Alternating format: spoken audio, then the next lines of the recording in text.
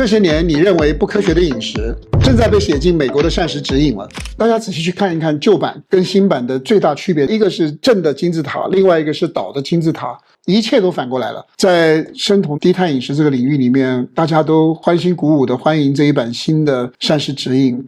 因为在我们这个领域里面，讲课的博主受了很多年的委屈啊，黑子攻击了很多年了。我用一个很客观的态度来跟大家解析这一版新的膳食指引。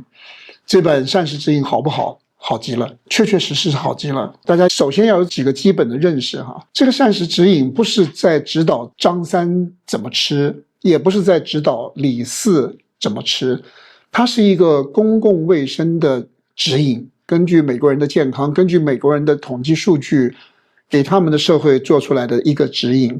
这个指引的影响了什么呢？影响了比方说他们的医生将来在给病人做推荐饮食建议的时候，要多少参考这个饮食指引去给他们的病人做推荐的。营养学的教科书可能都要改写的。在这个公共卫生的大框架底下去影响整个社会的饮食结构，你要了解它不是写给你的，也不是写给我的，这是一个公共卫生的饮食指引。我要强调这件事情，因为我害怕的是每一个人就把这个东西当成最神圣的饮食指引了，而忽略了你自己身体的需要，忽略了你自己的状态，那是不正确的。我为什么说这版饮食指引我给它竖一个大拇指呢？第一件，它已经非常明确地告诉我们，碳水化合物的热量多了对我们健康不利，所以你在这个饮食指引里面你可以看到非常明确的碳水化合物的热量低，这是第一个。第二个，它已经非常明确地否决了任何添加糖的正面意义，任何添加糖都是不恰当的，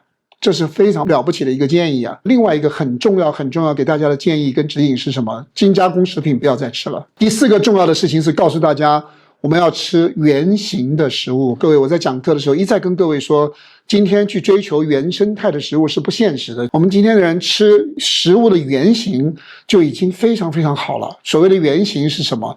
萝卜就是萝卜，土豆就是土豆，番茄就是番茄，肉就是肉，鱼就是鱼啊。精加工食品你没有一样看得出来它是什么。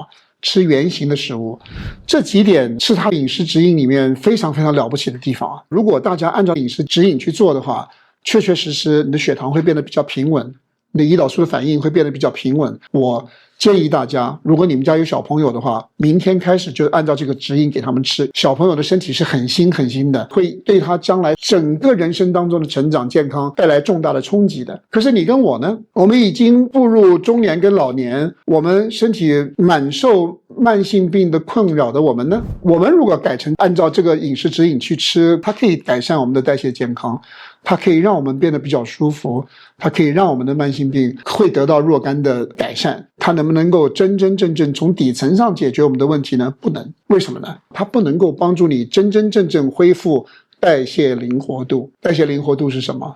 代谢灵活度的意思是你的细胞可以在燃烧葡萄糖和燃烧脂肪之间灵活切换，这个至关重要。当你的代谢灵活度恢复了，你的代谢健康才能够得到恢复。为什么我说这个饮食指引小朋友明天就开始对他最有利？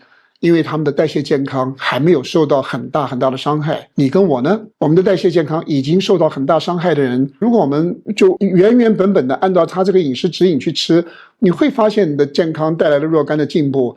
可是我跟各位说，你的代谢灵活度没有回来，因为这个饮食指引并没有指导你的身体进入燃烧脂肪的状态，所以你始终没有办法在葡萄糖和脂肪之间灵活切换能量的来源。